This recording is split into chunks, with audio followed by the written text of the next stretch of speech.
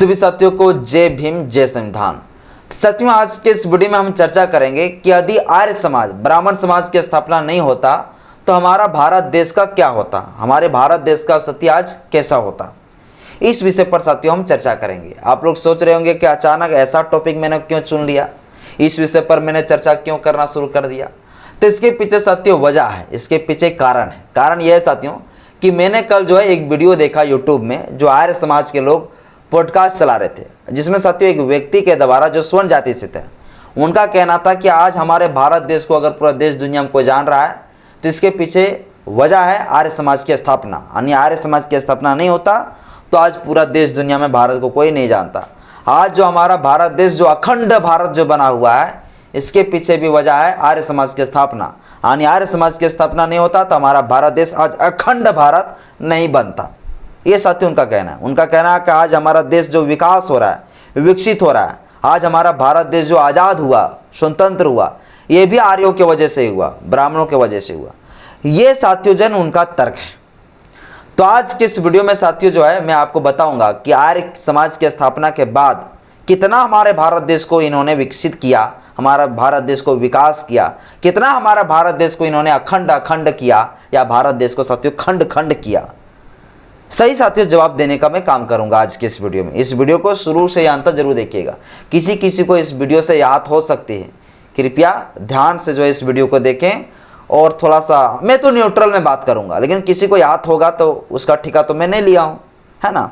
तो मैं न्यूट्रल में बात करूंगा, लेकिन किसी किसी को बुरा लगेगा। मैं सही चीज जो है ना, जनता को, नागरिकों को जवाब देना चाहता हूँ, सही जानकारी देना चाहता हूँ। लेकिन जो आर्य समाज के लोग जो जानकारी दे रहे हैं कि भैया आर्यों के वजह से, ब्राह्मणों के वजह से पूरा देश विकास हुआ है, तो नागरिकों को, मूल निवासियों को तो असलियत बताना पड़ेगा ना भाई, कि आर्यों और ब्राह्मणों के वजह से कितना हमारा भारत देश अखंड भारत बना है, कितना विकसित हुआ है। इसलिए साथियों इस मकसद से मैं वीडियो बना रहा हूँ। बस वीडियो को शुरू से अंत जरूर देखिएगा। वीडियो अच्छा लगे तो लाइक करिएगा, चैनल पहली बार है चैनल को सब्सक्राइब कर लीजिएगा, बेल आइकन प्रेस करिएगा, ताकि जब भी वीडियो अपलोड करूँ आपके पास नोटिफिकेशन समय समय पर पहुँचता रहे। देखिए साथियों, आर्य जिसको हम कहते हैं, ब्राह्मण भी कह सकते हैं ना, आर्य को आप ब्राह्मण भी कह सकते हैं, कोई दिक्कत नहीं है ना, ब्राह्मण, ठीक ना। समाज, आर्य समाज साथियों की स्थापना कब हुआ? देखिए 1500 ईसा पूर्व से 1500 ईसा पूर्व से 1000 ईसा पूर्व तक जो है, ईसा पूर्व के बीच में जो है, ईसा पूर्व के बीच साथियों क्या हुआ? आर्य समाज की स्थापना हुआ 1500 से लेकर 1000 ईसा पूर्व के बीच में। और 1000 ईसा पूर्व से 600 ईसा पूर्व के बीच में जो है माना जाता है कि वेद ग्रंथ की जो है रचना हुआ। वेद ग्रंथ की क्या हुए? रचना हुए। देखिए हर इतिहास में जो है ना, अलग अलग जितने भी सारे इतिहासकार हैं, उन सभी लोगों ने जो है ना इस सब डेट को जो है ना थोड़ा अलग अलग भी लिखा हुआ है। तो कुछ लोगों को अगर लगे कि मैंने गलत बता रहा है तो गलत मत समझिएगा, क्योंकि कई सारे इतिहासकारों ने अलग अलग डेट भी दिया है। जैसे बहुत सारे इतिहासकारों ने कहा कि जब आर्य जो है भारत में आगमन हुआ तो उन्होंने सबसे पहले अपना निवास स्थान उत्तर प्रदेश बनाया। बहुत इतिहासकारों ने कहा कि भैया तिब्बत को बनाया। बहुत इतिहासकारों ने कई जगह अलग अलग जगह पर बताया। उसी प्रकार साथियों इतिहास में हमारा अलग अलग डेट भी बहुत जगह पर मिलता है, लेकिन ज़्यादातर 1500 से लेकर 1000 ईसा पूर्व तक माना जाता है। तो आर्यों का आगमन साथियों कब हुआ? 1500 ईसा पूर्व से लेकर 1000 ईसा पूर्व के बीच में हुआ। ये कहां से आए भैया? तो ये लोग ओरेशिया से आए हैं, या तो आप कह सकते हैं कि मध्य एशिया। क्या बोल सकते हैं? मध्य एशिया। मध्य एशिया से साथियों ये लोग आए। कहां आए? भारत आए, मध्य एशिया से, ठीक है। भारत पहुंचा। भारत जब पहुंचा तो भारत में रहने वाले जो नागरिक थे, भारत में रहने वाले जो मूल निवासी थे, वो बड़ा भोला भाला था। उनको हिंसा करना नहीं आता था, उन्हें लड़ाई झगड़ा करना नहीं आता था, उन्हें चोरी डकैती करना नहीं आता था, कुछ भी नहीं आता था इन्हें। सिर्फ जो है अपना जीवन चलाने जानता था कि कैसे जीना है, कैसे जो है अनाज जुटाना है, किसी से कोई लड़ाई नहीं। लेकिन साथियों जब आर्य का आगमन आया, जब ब्राह्मणों का आगमन हुआ भारत में, तो सबसे पहले क्या किया? भारत को देखा भैया एकदम सोने वाला चिड़िया की तरह। भारत देश में देखा भैया कि यहाँ तो बड़ा अच्छा जगह है भाई भारत। और भारत के जो लोग थे ना, भारत के लोग भी बड़ा ईमानदार थे, बड़ा भोला भाला थे, बड़ा प्यारा थे। बोला इस भारत को हम आसानी से कब्जा कर सकते हैं, क्योंकि यहाँ के लोग जो है ना लड़ाकू नहीं, यहाँ के लोग जो है ना विद्रोह नहीं कर सकता, यहाँ के लोग जो है ना हिंसा नहीं करेंगे, इनके लिए जो है ना हम आसानी से इसको हम बेवकूफ़ बना के या तो फिर इसे हम शोषण करके, इसे जो है अत्याचार करके हम इस देश को कब्जा कर सकते हैं। और जब ब्राह्मण आए साथियों, तो हमारे लोग के पास तो तलवार चलाने का कल नहीं था, हमारे लोग के पास भैया हथियार चलाने का कोई नॉलेज नहीं था, क्योंकि हमारा भारत देश के जो नागरिक थे, मूल निवासी थे, बड़ा भोला भाला थे। लेकिन इन्होंने क्या किया, छल कपट किया, और छल कपट करके क्या किया, हमारे भारत के जो मूल निवासी थे उस मूल निवासियों को हरा दिया, युद्ध कर दिया। युद्ध, हमारे लोग युद्ध करना नहीं जानते थे, लेकिन इन्होंने क्या किया, हमारे लोगों को मारा, हमारे लोगों के साथ शोषण किया, अत्याचार किए, और पूरी तरीके से हर क्षेत्रों में, भारत के हर जगहों पर जो है इन्होंने कब्जा करना धीरे धीरे शुरुआत किया। यानी भारत के हर क्षेत्रों में जो है अपने आर्य समाज के लिए जो है क्या किया, प्रचार प्रसार किया, प्रसारित कर दिया। ये साथियों जो इन्होंने करना शुरू किया जैसे भारत में एंट्री हुआ। तो इसके बाद इन्होंने कहा कि भैया कि आखिर यहाँ के जो लोग हैं, भारत का जो मूल निवासी हैं, इनको तो भारत से भगाया नहीं जा सकता। इसके लिए हम जो है एक ऐसा चीज़ करते हैं, एक ऐसा हम जो है नियम लिखते हैं, एक ऐसा हम जो है कानून लिखते हैं, एक ऐसा हम जो है व्यवस्था बनाते हैं, जिस व्यवस्था से क्या होगा कि यहाँ के लोग तो यहाँ के रहेगा ही, लेकिन वो सिर्फ हमारा गुलाम बन के रहेगा, सिर्फ हमारा जो है दासी बन के रहेगा। ये साथियों इन्होंने जो है ना षड्यंत्र किया, और इन्होंने जो है ना कहा कि भैया अब जो है जो देश का मूल निवासी है, इस मूल निवासियों को जो हम कहेंगे वैसा ही चलना पड़ेगा। और इसके लिए साथियों इन्होंने एक व्यवस्था बनाया, और उस व्यवस्था को साथियों उन्होंने लिखा, और उस व्यवस्था का साथियों नाम पड़ा वेद। क्या नाम पड़ा? वेद। जो साथियों वेद की रचना या तो वेद को जोड़ने वाले के नाम से जाना जाता है, कि जितने ऋग्वेद है, अथर्ववेद है, सामवेद है, यजुर्वेद है, ये जो चारों को जोड़ा, उनको कहा जाता है भैया कि महर्षि वेद व्यास ने वेद को लिखा। लेकिन बहुत जगह पर साथियों ये चर्चा नहीं मिलता है कि वेद को किसी ने लिखा। बहुत लोगों का कहना है कि वेद जो भगवान ने लिखा, ईश्वर ने लिखा, लेकिन आर्यों ने लिखा। हकीकत यह है कि आर्यों ने लिखा, यानी किसने लिखा? ब्राह्मणों ने लिखा। ब्राह्मण बड़ा चतुर थे, चतुराई किया, और उन्होंने जो है ना वेद लिखकर जो है इसमें वर्ण व्यवस्था बना दिया। क्या बना दिया? वर्ण व्यवस्था। वर्ण व्यवस्था साथियों इन्होंने स्थापित किया। भारत देश में क्या किया? वर्ण व्यवस्था स्थापित किया। सबसे पहले तो भारत आया। भारत में आने के बाद भारत के जो मूल निवासी थे उन्हें जो है पूरी तरीके से पराजित किया, उन्हें जो है मारा, उनके साथ शोषण किया, अत्याचार किया, उनके साथ हिंसा किया। इसके बाद वो पूरा कमजोर बना दिया गया। उसे कमजोर बनाने के बाद जो है एक वर्ण व्यवस्था स्थापित किया, और उस वर्ण व्यवस्था के तहत जो है ना भारत के जो मूल निवासी थे उन मूल निवासियों को सबसे निचले पायदान में रखा, और सबसे निचले पायदान में रखकर जो उन लोगों के लिए क्या किया? सारे हक अधिकार से वंचित कर दिया गया, सिर्फ अपना गुलाम बना कर रखा। क्या बना कर रखा? गुलाम बना कर रखा। तो देखिए वर्ण व्यवस्था इन्होंने रचना कर दिया। ये रचना साथियों माना जाता है कि 1000 से लेकर 600 ईसा पूर्व के बीच में ये वर्ण व्यवस्था का जो है रचना हुआ है, यानी कि वेद का रचना हुआ है। तो साथियों ये वेद जो बना ना, इस वेद के अंदर जो है वेद को 4 भाग में बांट दिया। उस 4 भाग पर वो हम अभी चर्चा नहीं करेंगे। ऋग्वेद, अथर्ववेद, सामवेद, यजुर्वेद, इस पर हम चर्चा भी नहीं करेंगे। इस वेद में साथियों जो वर्ण व्यवस्था बनाया, काम का वर्गीकरण किया गया कि किसका किसका क्या काम होगा। ये साथियों जो है ना इन्होंने इसमें वर्ण व्यवस्था में जो है ये जो जिक्र किया, इसमें जो है इन्होंने प्रावधान किया। क्या प्रावधान किया? कि भैया सबसे पहले होगा ब्राह्मण। क्या होगा? ब्राह्मण। और इस वेद में लिखा गया ब्राह्मण जो है ना, ब्राह्मण जो पैदा हुआ है वो ब्रह्मा भगवान के मुख से पैदा हुआ है। कहाँ से? मुख से। देखिएगा उस समय का टेक्नोलॉजी कैसे था भाई। उस समय का टेक्नोलॉजी ऐसा था कि आदमी लोग मुंह से पैदा होता था, है ना, मुंह से पैदा होता था उस समय। तो ये ब्राह्मण ब्रह्मा के मुंह से पैदा हुआ, इसलिए सबसे ज्यादा सर्वश्रेष्ठ है, ये बताया गया। सबसे ज्यादा सर्वश्रेष्ठ, सबसे ज्यादा बुद्धिमान व्यक्ति यही है। और इनके लिए कई सारे हक अधिकार दे दिया गया। हक अधिकार क्या दे दिए गए?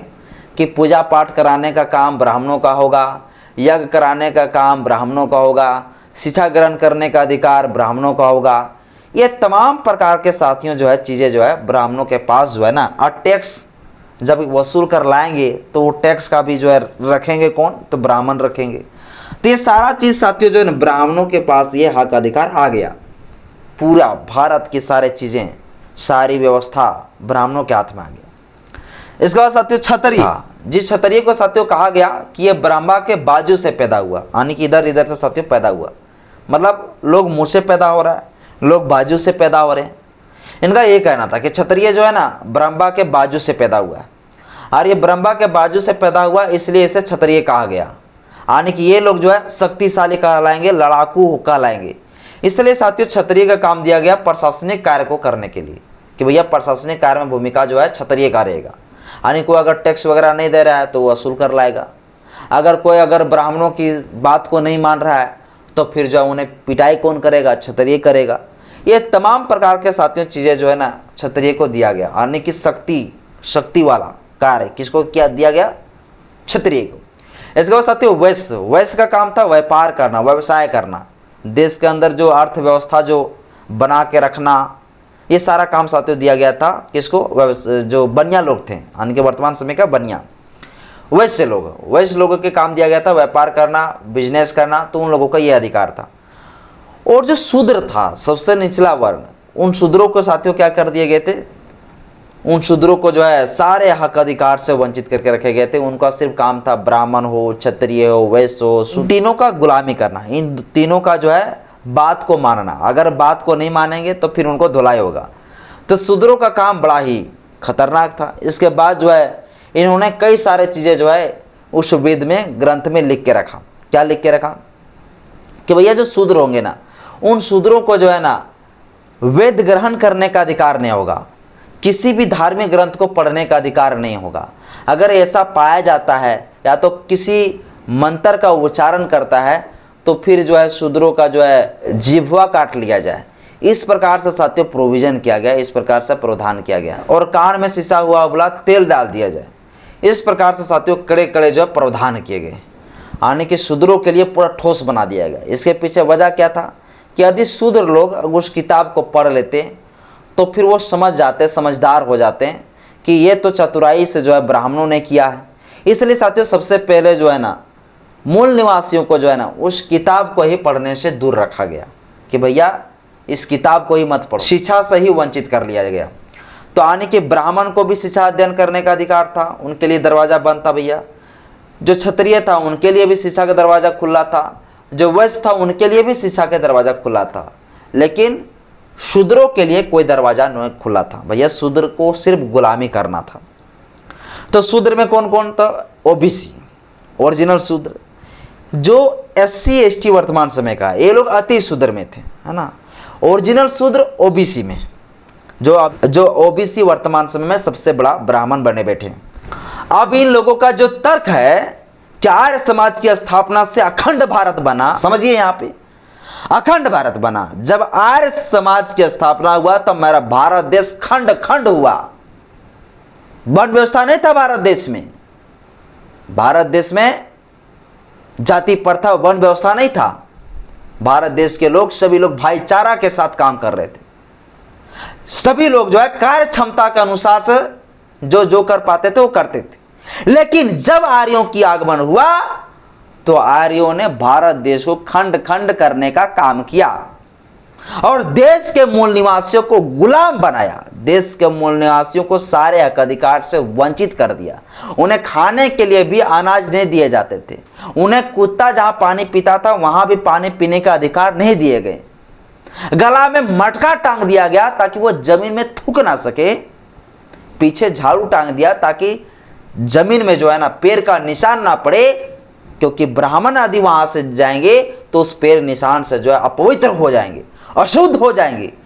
इस प्रकार से साथियों ने ब्राह्मणों ने जो है ना इस देश के मूल निवासियों के साथ अत्याचार किया और सारे हक अधिकार से वंचित कर दिया। हमारे भारत देश को पूरी तरीके से चौपट कर दिया और सबसे सर्वोपरि बन गया ब्राह्मण, यानी कि ब्राह्मण सबसे ज्यादा सर्वश्रेष्ठ। भारत देश को साथियों पूरा छल कपट करके देश के मूल निवासियों को गुलाम बनाकर सर्वश्रेष्ठ खुद को बन गया। और ये कहते हैं कि भारत देश को हमने अखंड भारत बनाया।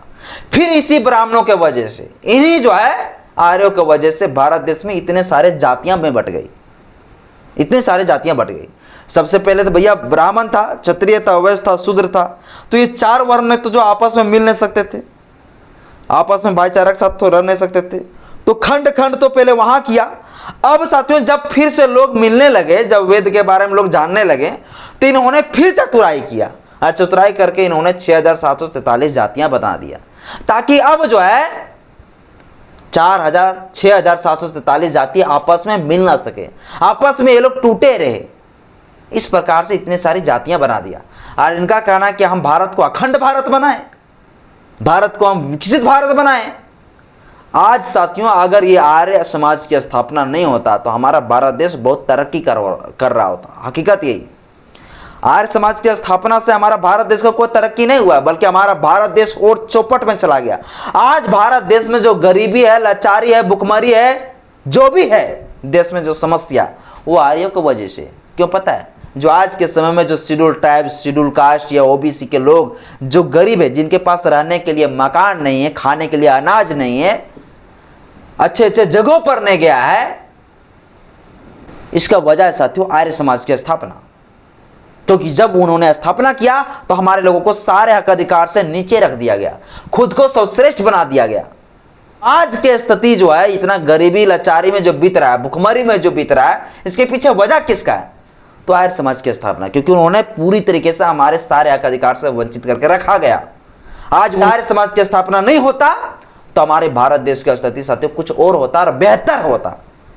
क्योंकि हमारा देश की गरीबी लाचारी में भुखमरी में अगर है आज देश, तो इसके पीछे है आर्य समाज की स्थापना। क्योंकि उन्होंने ही जो है जाति प्रथा, उन्होंने जो है वर्ण व्यवस्था, सब कुछ उन्होंने स्थापित किया। किसी को भाई से भाई जो मिलकर रहने के लिए जो है, मिलजुल कर नहीं रहने पर इन्होंने मजबूर किया कि भैया मिलजुल कर नहीं रहना।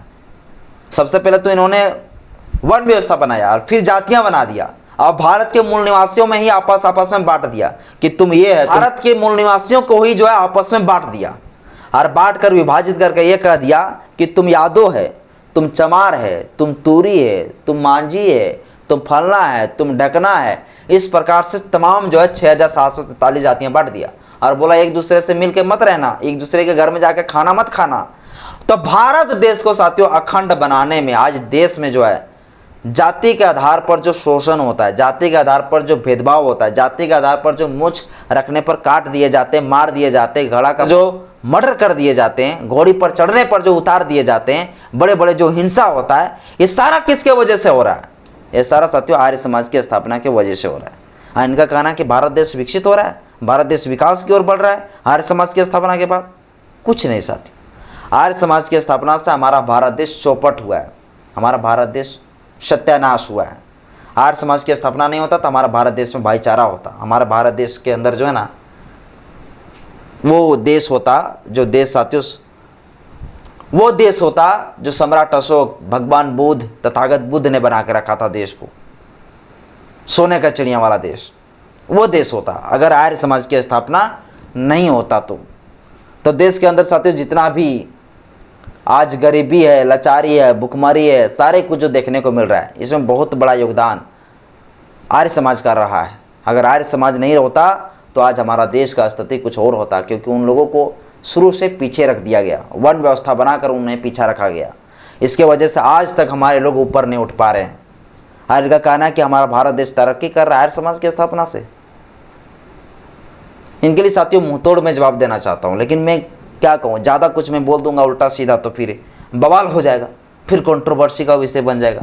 इसलिए साथियों मैं मर्यादा में थोड़ा बोलना चाहता हूँ। और क्या कहूँ, तो इनका कहना है कि भैया आर्य समाज की स्थापना से जो है तरक्की किया देश। तो बताइए क्या तरक्की किया भारत देश को? साथियों इन्होंने कहा था कि हम अखंड भारत बनाए। इन्होंने अखंड भारत नहीं बनाया, बल्कि खंड खंड कर दिया, भारत को तोड़ ताड़ दिया इन्होंने।